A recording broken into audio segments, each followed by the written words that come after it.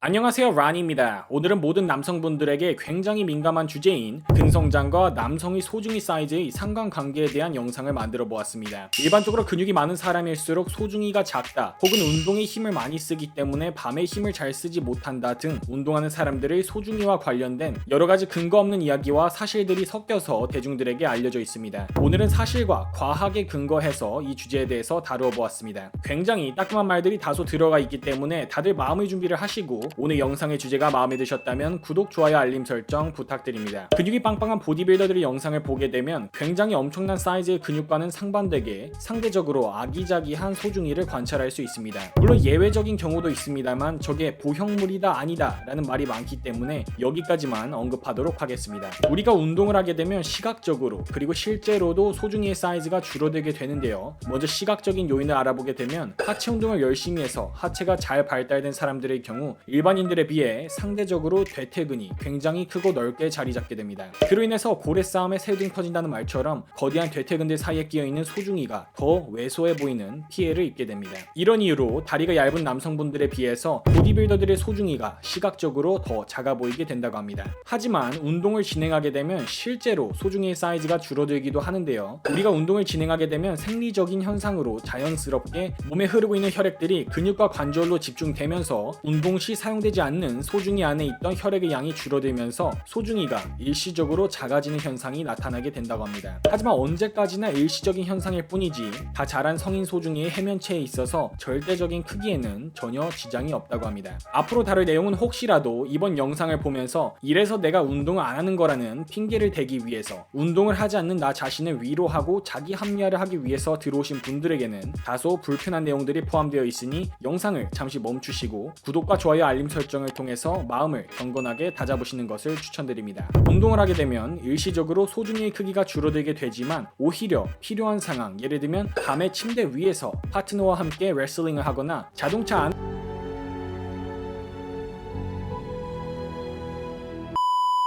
와 같은 경우 운동을 꾸준히 하는 사람들이 더 폭발적이고 강력한 소중이의 힘을 뽐낼 수 있다고 합니다. Central Florida College of Medicine 대학에서 비뇨기과 교수로 일하고 있는 Dr. 제민의 말에 따르면 체지방이 증가할수록 우리 소중이 뿌리 부분이 살이 파묻혀 더 짧아지게 된다고 합니다. 그렇기 때문에 체지방이 10파운드 약 4.5kg이 줄어들 때마다 뱃살로 덮여있던 1인치 약 2.5cm 정도의 숨겨져 있던 소중이가 세상의 빛을 볼 수 있게 된다고 합니다. 여기서 영문 표현을 보게 되면 정확히 1인치가 증가한다기보다는 약간의 증가가 있다고 이해하시면 가장 정확할 것 같습니다. 그에 대해서 운동을 정기적으로 하는 남성일수록 운동 시 소중이가 작아지는 정도가 줄어들게 되고 운동을 안 하는 사람들에 비해 강력한 심장으로 체내 혈액순환이 더 활발하고 효율적으로 이루어지기 때문에 밤에 필요할 때 더욱 폭발력 강한 소중이의 힘을 자랑할 수 있게 된다고 합니다. 이렇게 해서 여성분들이 운동하는 남자를 만나야 하는 또 다른 이유가 생기게 되었네요. 이후 다룰 내용은 상체충들에게 다소 자신감을 하락시킬 수 있는 내용들이 포함되어 있으니 상체충 분들은 영상을 잠시 멈추시고 구독과 좋아요, 알림 설정을 통해 진실과 마주하실 마음의 준비를 하시기 바랍니다.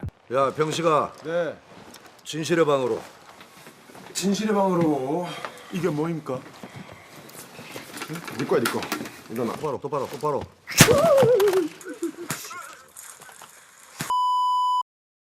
물론 상체라도 운동을 하는 것은 아예 하지 않는 분들에 비해서 더 나은 것은 사실입니다. 하지만 육안으로 나타나는 남성의 허벅지 굵기와 단단함을 보게 되면 발기력이 어느 정도 되는지 가늠하는 것이 가능하다고 합니다. 그만큼 심장 다음으로 허벅지는 남성의 정력과 소중이의 강력함을 더해주는 제2의 엔진이라고 말할 수 있는데요. 신체에서 가장 큰 근육인 만큼 우리 몸이 필요한 에너지를 가장 많이 보유할 수 있고 그로 인해 스태미나가 증가하게 되며 밤에 더욱 오래가는 에너지가 넘치는군. 이제 그만 멈추고 넘버원 포즈를 보여줄래요?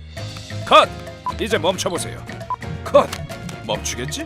절대 멈추지 않아요. 백만돌이니까요. 에너자이저가 될 수 있다고 합니다. 그에 대해서 허벅지 근육이 잘 발달하게 되면 허벅지 주변에 새로운 모세 혈관들이 형성되게 되고 소중이를 포함한 주변 부위에 더 많은 혈액을 폭발적으로 전달하는 데 유리해진다고 합니다. 그와 동시에 고안에서 남성 호르몬이 합성되어 분비되는 것을 도와주기 때문에 허벅지가 굵으면 정력이 좋다는 말은 과학적으로도 사실이라는 점을 알 수 있습니다. 하지만 언급된 것처럼 허벅지 굵기뿐 아니라 단단함도 매우 중요한데요. 많은 분들이 운동을 안 해도 자신의 자신의 허벅지는 두껍다면서 자신의 허벅지가 근육이라 착각하고 허벅지 근육이 너무 많아질까봐 운동을 안 하시는 분들이 계시는데요. 손가락으로 눌렀을 때 푹 들어가거나 힘 주었을 때 근육의 갈라짐이 보이지 않는다면 그건 근육이 아니라 그냥 살이라는 점을 알려드립니다. 허벅지의 굵기는 남성의 경우 최소 55cm 이상이 좋다고 하는데 유감스럽게도 저희 허벅지 두께는 75cm네요. 허벅지는 전체 근육 총 질량의 40% 이상을 차지할 만큼 굉장히 큰 근육입니다. 상체를 아무리 열심히 해봐야 자신이 발달 가능한 전체 근육의 절반밖에 사용할 수 없습니다. 따라서 상체만 트레이닝하시는 분들이 입을 수 있는 바지는 더 다양할 수 있을지 모르지만 소중이의 능력치에서는